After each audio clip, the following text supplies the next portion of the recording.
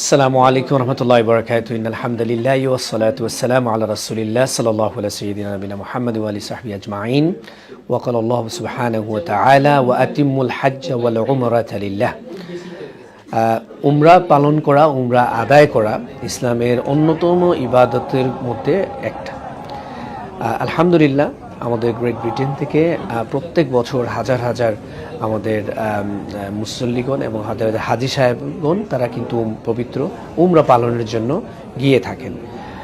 উমরা আসলে একদম সহজ একটি ইবাদত এবং মাত্র 2 থেকে 3 ঘন্টার মধ্যেই কিন্তু এই কার্যটা কিন্তু সম্পাদন করে ফেলা যায়। আসলে সহজ নিয়ম। আমরা শুরু করি কিন্তু আমাদের ইহরাম বাঁধা থেকে। আমরা ইহরাম বাঁধি এবং ইহরাম বাঁধে আমরা পুত পবিত্র হই, ইহরামটা বাঁধি। তারপরে কিন্তু আমরা যখন মক্কা শরীফে আমরা যখন অবতীর্ণ করি তখন আমাদের প্রথম দায়িত্ব হয় যে আমরা তাওয়াফ করে নেওয়া। তাহলে ইহরাম এবং নিয়তটা আমরা প্রথমে করি, তারপরে আমরা তাওয়াফ করি। ওটা 7টা তাওয়াফ আমরা করি। তো 7টা তাওয়াফের মধ্যে প্রথম 3টা তাওয়াফ যেন একটু আমরা জুড়ে সুরে আমরা করি, একটু এটাকে রামল বলা হয়। তারপরে তাওয়াফটা যখন আমরা শেষ করি, তাওয়াফের পরেই কিন্তু আমরা মাকামে ইব্রাহিমের জন্য চেষ্টা করি যে 2 রাকাত নামাজ আদায় করার জন্য এবং সাথে সাথে আমরা যেন জামজামের পানিটা পান করি। তারপরে আমরা সাফা এবং মারওয়ায় সাই করার জন্য আমরা চলে যাই। সাই করার পরে আমাদের সর্বশেষ যে কাজ সেটা থাকে উমরা, সেটা হলো মাথা মুন্ডন করা, হালাক অথবা কাসর করা। তো এই মাথা মুন্ডনের মাধ্যমেই কিন্তু আমাদের উমরাটা কমপ্লিট হয়ে যায়। একদম সহজ যে আমরা ইহরাম বাঁধি, তাওয়াফ করি, তারপরে সাফা মারওয়ায় আমরা সাই করি এবং হালাক অথবা কসর করার পরে কিন্তু আমাদের উমরাটা শেষ হয়ে যায়। কিন্তু এই ছোট্ট কয়েকটা ঘন্টার একটা ইবাদতের মাধ্যমে আল্লাহ রাব্বুল আলামিন আমাদের গুনাহগুলোকে কিন্তু মাফ করে দেন এবং আমাদেরকে কিন্তু হজের জন্য যেটা প্রস্তুতি এবং আবাসন সেটা কিন্তু আল্লাহ রাব্বুল আলামিন দান করে। আমি আশা করব যে আল্লাহ রাসূল সাল্লাল্লাহু আলাইহি ওয়াসাল্লামের মতো যেন আমরা উমরাগুলো আদায় করতে পারি। তিনি জীবনে 4টি উমরা করতে পেরেছিলেন এবং একটা হাজ করেছিলেন। তো এটা একটা স্ট্রং সুন্নাহ। আমরা যারা সময় আছে আমরা যেন সেই উমরাটা পালন করি এবং সুন্দরভাবে নির্ভুলভাবে আমরা করতে পারি। উমরা এবং হজের মূল মধ্যটা মনে হচ্ছে তাওয়াফ করা, আল্লাহ রাব্বুল আলামিনের ঘরকে তাওয়াফ করা। এবং এই তাওয়াফ করা অবস্থায় কিন্তু আল্লাহ রাব্বুল আলামিন তার পক্ষ থেকে অবারিত রহমত বরকত কিন্তু আমাদেরকে দান করেন এবং এই সময়ে কিন্তু যেন আমরা বিশেষ করে দোয়াগুলো যেন আমরা পড়ি। কারণ প্রত্যেকটা তাওয়াফের সময় যেন আমরা যাবে শুরু করি যে বিসমিল্লাহ আলহামদুলিল্লাহ আল্লাহু আকবার, যেমন আমরা হাজ ও আসসাদ থেকে আমরা এরকম ইশারা করে শুরু করি। তো সেই যেন আমরা দোয়াগুলো বিশেষ করে যে আমরা রব্বানা আতিনা ফিদ দুনিয়া রব্বানা যালামনা আনফুসানা আল্লাহুম্মা ইগফির লানা রব্বিরহামহুমা কামা রাব্বায়ানি সাগীরা লা ইলাহা ইল্লাল্লাহ আল্লাহু আকবার ওয়ালিল্লাহিল হামদ, এইরকম যত গুরুত্বপূর্ণ দোয়াগুলো আছে, যতগুলো আমরা জানি সবগুলো যেন আমরা এই সময় আমরা পড়ি। ঠিক একইভাবে আমরা যখন সাফা মারওয়াতে যখন আমরা সাই করি তখনও যেন আমরা আল্লাহর রহমত পাওয়ার জন্য, কল্যাণ তার পক্ষে পাওয়ার জন্য, রহমত মাগফিরাতের জন্য আমরা কন্টিনিউসলি দোয়া করতে থাকি। তবে আমরা যেন দোয়া আরবি যেগুলো জানি সেগুলো তো বলবই, যারা আমাদের খুব সীমিত আরবি দোয়া জানি আমরা যেন বাংলায় আমরা দোয়া করি। মনে মনে আপনি দোয়া জোরে উচ্চারণ করে বলার কোনো দরকার নেই। আপনি অন্তর থেকে মন থেকে যেটাই আপনাকে চাইবেন ওইটাই হচ্ছে দোয়া এবং এটা করা থেকে যেন আমরা বিরত না থাকি। মদিনাতে আপনি জানেন যে আমাদের প্রিয় নবী মুহাম্মদ সাল্লাল্লাহু আলাইহি ওয়াসাল্লাম শুয়ে আছেন এবং মদিনাতে যাওয়াটা হলো গুরুত্বপূর্ণ নিঃসন্দেহে। কারণ আল্লাহ রাব্বুল আলামিন এই জায়গাটাও কিন্তু আমাদের জন্য পবিত্র বানিয়েছেন, যেখানে মসজিদে নববী রয়েছে। যদিও এটা উমরার কোনো অংশ নয়। হ্যাঁ, উমরার অংশ হচ্ছে যে আমরা সাফা মারওয়া পাই করা, তাওয়াফ করা, ইহরাম বেঁধে তারপরে আমাদের মাথা মুন্ডন করে।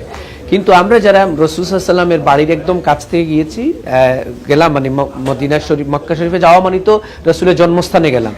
রাসূল সাল্লাম যেখানে আছেন, শুয়ে আছেন এবং রাসূল সাল্লামের মূল যে সময়টা যেখানে তিনি ইসলাম যেখান থেকে প্রচার করেছেন সেই জায়গায় যাওয়াটা অবশ্যই আমাদের ঈমানি দায়িত্ব এবং কর্তব্য। যদিও এবং এখানে যাওয়াটা আমাদের জন্য কল্যাণকর, কারণ রাসূল সাল্লামের মসজিদে গিয়ে নামাজ পড়া আপনারা জানেন যে এক রাকাতের জন্য আল্লাহ রাব্বুল আলামিন 50,000 করে সওয়াব দান করেন। তো সেই সুযোগটা আমরা নেব, প্লাস সরাসরি যেন আমরা রাসূল সাল্লাল্লাহু আলাইহি ওয়াসাল্লামকে সালাম দিতে পারি, তার কবরের পাশে দাঁড়িয়ে জিয়ারত করতে পারি। সেই সৌভাগ্য থেকে যেন কোনোভাবেই আমরা বঞ্চিত না হই। এই বছর আব্দুর রহমান তার স্ত্রীকে নিয়ে উমরা করার নিয়ত করেছেন। মিকাত অতিক্রম করার আগে পাইলট ঘোষণা দিলেন যে কিছুক্ষণের মধ্যে মিকাত অতিক্রম করা হবে।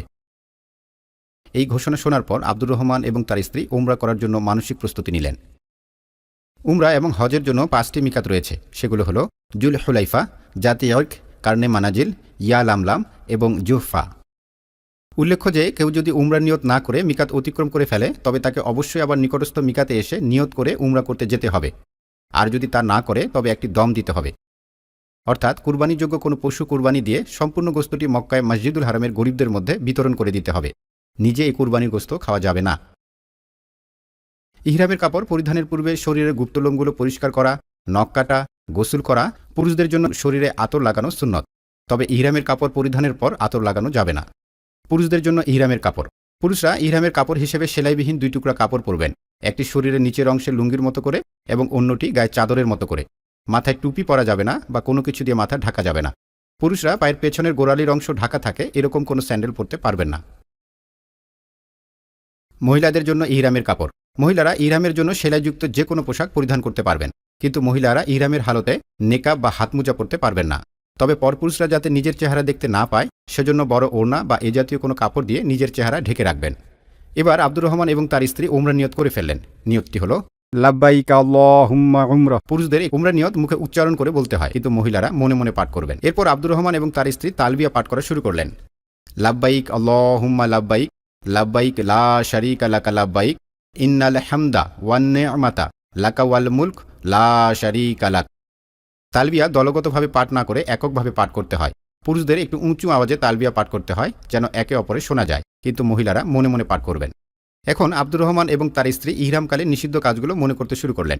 কাজগুলো হলো শরীরের যে কোনো অংশের চুল কিংবা পশম কাটা বা ছিঁড়ে ফেলা, নখ কাটা, ঘ্রাণযুক্ত তৈল বা আতর লাগানো, স্বামী স্ত্রীর সঙ্গম করা অথবা যৌন উত্তেজনামূলক কোনো আচরণ বা কোনো কথা বলা, শিকার করা, কোনো জীবজন্তু হত্যা করা, বিয়ের প্রস্তাব দেয়া বা এ জাতীয় কোনো ঘটকালি করা, মাথায় টুপি পরা বা কোনো কিছু দিয়ে মাথা ঢাকা। পুরুষদের ক্ষেত্রে পায়ের পেছনের গোড়ালির অংশ ঢেকে যায় এরকম জুতা পরা, হারাম এলাকার মধ্যে কোনো গাছ কাটা, পাতা ছেঁড়া বা উপড়ে ফেলা, ঝগড়া বিবাদে লিপ্ত হওয়া। পুরুষদের ক্ষেত্রে সেলাইযুক্ত কোনো পোশাক পরিধান করা। মক্কায় পৌঁছার পর আব্দুর রহমান এবং তার স্ত্রী তাওয়াফ করার জন্য কাবার দিকে যাওয়া শুরু করলেন। তাওয়াফ শুরু করার পূর্বে তারা তালবিয়া পাঠ করা বন্ধ করলেন। এবার তারা কাবা ঘরের যে কর্নারে হাজরে আসওয়াদ আছে সেই কর্নারে গিয়ে আব্দুর রহমান তার ডান কাঁধ খোলা রেখে শরীরের উপরের অংশে ইহরামের কাপড়টি পরলেন এবং দুজনে ডান হাত হাজরে আসওয়াদ বরাবর ইশারা করে বিসমিল্লাহি আল্লাহু আকবার বলে কাবাকে বাম দিকে রেখে তাওয়াফ শুরু করলেন। একটি তাওয়াফে মোট 7টি চক্কর দিতে হয় এবং প্রতিটি চক্কর হাজরে আসওয়াদ বরাবর কর্নার থেকে শুরু হয়ে আবার হাজরে আসওয়াদ বরাবর কর্নারে এসে শেষ হয়। পুরুষদের ক্ষেত্রে প্রথম 3 চক্কর একটু জোরে বা দৌড়ানোর ভান করে হাঁটতে হয় এবং বাকি 4টি তাওয়াফ স্বাভাবিকভাবেই হাঁটতে হয়, আর মহিলারা 7টি চক্করেই স্বাভাবিকভাবেই হাঁটবেন। তাওয়াফ করার সময় যে কোনো দোয়া করা যায়। তাওয়াফের প্রতিটি চক্করে হাজরে আসওয়াদের আগের যে কর্নার রয়েছে যেটিকে রুকনে ইয়ামানি কর্নার বলা হয়, এই কর্নারে হাত দিয়ে ছোঁয়া সুন্নত। যদি হাত দিয়ে ছোঁয়া সম্ভব না হয় তবে তাওয়াফ করা চালিয়ে যেতে হবে। রুকনে ইয়ামানি কর্নার থেকে হাজরে আসওয়াদ কর্নার পর্যন্ত তাওয়াফের প্রতিটি চক্করে একটি দোয়া আছে। এই দোয়াটি করা সুন্নত। দোয়াটি হলো রব্বানা আতিনা ফিদ দুনিয়া হাসানাতাও ওয়া ফিল আখিরাতি হাসানাতাও ওয়া কিনা আযাবান্নার। আব্দুর রহমান এবং তার স্ত্রী এভাবে তাওয়াফ শেষ করলেন এবং তারা কখনোই হিজরে ইসমাইল বা হাতিমের ভিতর দিয়ে তাওয়াফ করেননি, কারণ তারা জানেন হিজরে ইসমাইল কাবার অংশ এবং এর ভেতর দিয়ে তাওয়াফ করা যাবে না। তাওয়াফের 7ম চক্কর শেষ করার পর তারা আর হাজরে আসওয়াদ কর্নার বরাবর ডান হাত তুলে ইশারা করলেন না, কারণ 7ম চক্কর শুরু করার সময় এটি করা হয়ে গেছে। এবার আব্দুর রহমান তার ডান কাঁধটি আবৃত করে ফেললেন এবং আব্দুর রহমান ও তার স্ত্রী কাবা ও মাকামে ইব্রাহিমকে সামনে রেখে 2 রাকাত তাওয়াফের ওয়াজিব নামাজ আদায় করলেন। যদি ভিড়ের কারণে উক্ত নামাজের জায়গায় তাওয়াফের নামাজ আদায় করা সম্ভব না হয় তবে মসজিদুল হারামের যে কোনো জায়গায় আদায় করলেই চলবে। খেয়াল রাখতে হবে যে মহিলারা পরপুরুষদের সাথে দাঁড়িয়ে বা পুরুষরা পর মহিলাদের সাথে দাঁড়িয়ে নামাজ পড়া যাবে না।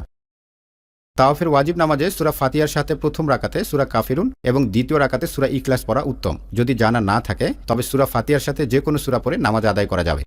তাওয়াফের নামাজ আদায় করার পর আব্দুর রহমান ও তার স্ত্রী দাঁড়িয়ে বিসমিল্লাহ বলে জমজমের পানি পান করলেন।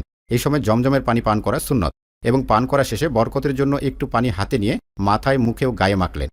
এরপর আব্দুর রহমান ও তার স্ত্রী সাই করার জন্য সাফা পাহাড়ের দিকে যাওয়া শুরু করলেন। সাফা পাহাড়ে ওঠার সময় তারা একটি দোয়া পড়লেন, ইন্নাস সাফা ওয়াল মারওয়াতা মিন শাআইরিল্লাহ।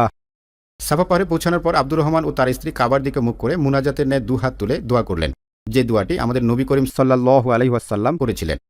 লা ইলাহা ইল্লাল্লাহু ওয়াহদাহু লা শারীকা লাহু লাহুল মুলকু ওয়ালাহুল হামদু ওয়া হুয়া আলা কুল্লি শাইইন কদির লা ইলাহা ইল্লাল্লাহু ওয়াহদাহু আনজাজা ওয়া'দাহ ওয়া নাসরা আবদাহ ওয়া হাজামাল আহজাবা ওয়াহদাহ। এরপর আব্দুর রহমান ও তার স্ত্রী তাদের পছন্দ মতো দোয়া করলেন। এভাবে তারা আবারও দ্বিতীয়বারের জন্য আরবিতে আগের দোয়াটি পড়লেন এবং এরপর নিজের পছন্দ মতো দোয়া করলেন। এভাবে আবারও তৃতীয়বারের জন্য তারা আরবিতে আগের দোয়াটি পড়লেন এবং এরপর নিজের পছন্দ মতো দোয়া করলেন।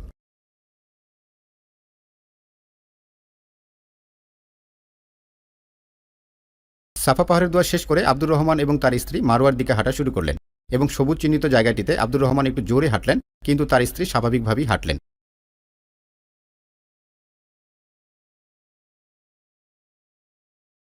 এরপর দুজনেই আবার স্বাভাবিকভাবেই হাঁটলেন। সাই করার সময় নির্দিষ্ট কোনো দোয়া নেই, এ সময় নিজের পছন্দ মতো যে কোনো দোয়া করা যায়। এভাবে তাদের একবার চক্কর দেওয়া শেষ হলো। মারোয়া পাহাড়ে পৌঁছানোর পর তারা সাফা পাহাড়ের ন্যায় 3 বার দোয়াটি করলেন।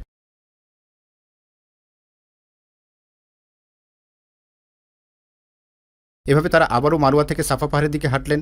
আগের ন্যায় সবুজ চিহ্নিত জায়গাটিতে আব্দুর রহমান একটু জোরে হাঁটলেন এবং তাদের দ্বিতীয়বার চক্কর দেওয়া হয়ে গেল। একইভাবে তারা মোট 7 বার চক্কর দিলেন এবং মারোয়া পাহাড়ে গিয়ে 7ম বারের চক্করটি শেষ হলো।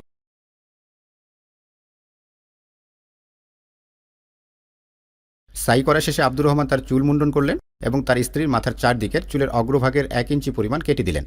আব্দুর রহমান ও তার স্ত্রী উমরা শেষ করলেন এবং মনের মধ্যে আশা রাখলেন আল্লাহ তাদের উমরা কবুল করবেন ইনশাআল্লাহ।